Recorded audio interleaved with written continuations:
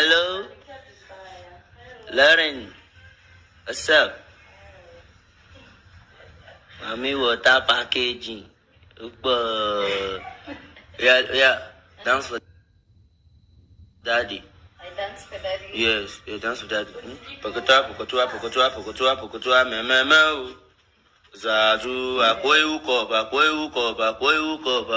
ukop. Show daddy, that's a zoo, yansh. Yeah, akwai ukop. Oboja kwabo furo ye, akwai ukop, ye. Eyo bo adugbo wa, ele bobo da ma adugbo wa, ye, okoni da mo bo yi, akwai ukop, o said you. Hey,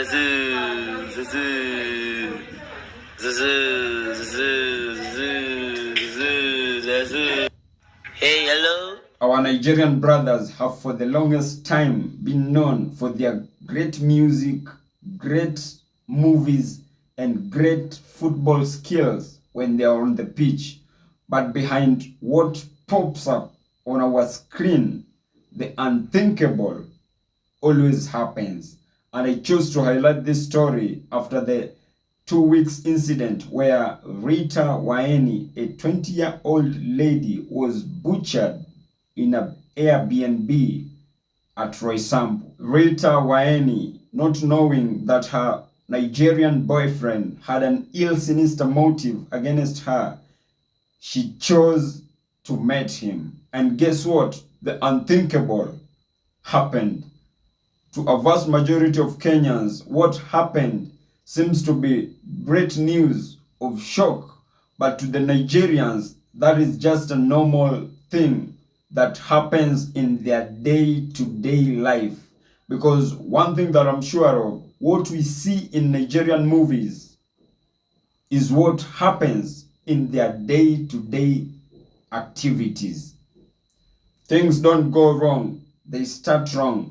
Back in South Africa, a few years ago, there was the xenophobic attacks. And the war was mainly orchestrated between the South Africans fighting the Nigerians. And among the people to whom condemned the attacks were a vast majority of Kenyans, to whom argued in the sense that why will a South African fight a Nigerian, and yet we are all Africans of the same race. Little did we know what our fate was. Nigeria remains the most populated and the most corrupt country in Africa, with high levels of unemployment among the youth. Then here comes the question, how will the youth, or how will the unemployed youth make money? Then that is exactly where scamming comes in. Though not all, but quite a very large percentage of their youth make money through the internet by scamming. And specifically, not locally, but they have turned it into an international scam. In fact, we no longer call them thieves or thugs or scammers or even criminals, but the society went ahead to galvanize the name scam to an extent of they are currently being referred to as the Yahoo boys, of which a vast majority of them are very young age and who are eating life with a very big spoon. If you go to these expensive clubs along Thika Road, Kilimani and Westlands, you will actually be shocked because very young youth are spending millions of shillings in buying very expensive liquors without any shame. And it's not only in very big clubs, but also in our churches. Go to any of these high-ranked churches in the country. You will be shocked that your spiritual father is smiling, receiving large sums of money as tithe. But the question remains, no one questions where this money is coming from, because there's no glory in poverty. And maybe you as a youth will want to chill with the big boys. Once you befriend them, then they automatically get you into their cult. In fact, this reminds me of Hush Puppy, a daring scammer to whom was almost selling an English Premier League club to which never belonged to him. And that is before he was arrested in Dubai. What our young Kenyan girls fail to remember is that wealth is built over time and there is no shortcut to success.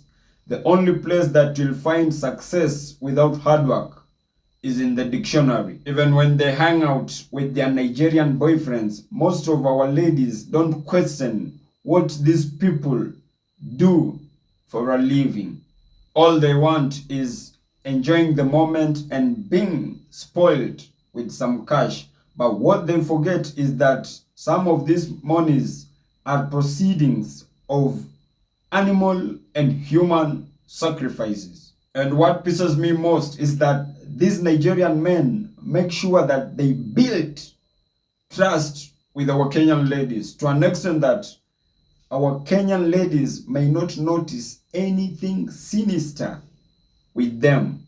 And maybe, for example, if one is a human trafficker or an organ trafficker, as he continues to build trust, he also makes sure that he spends large sums of money on them. And when a client is ready, they make sure that they book an appointment with your creator and you become a case closed. But even if I choose to broadcast this episode for 2 consecutive days, one thing that I know of our Kenyan ladies is that they never learn, simply because they are busy chasing the bag.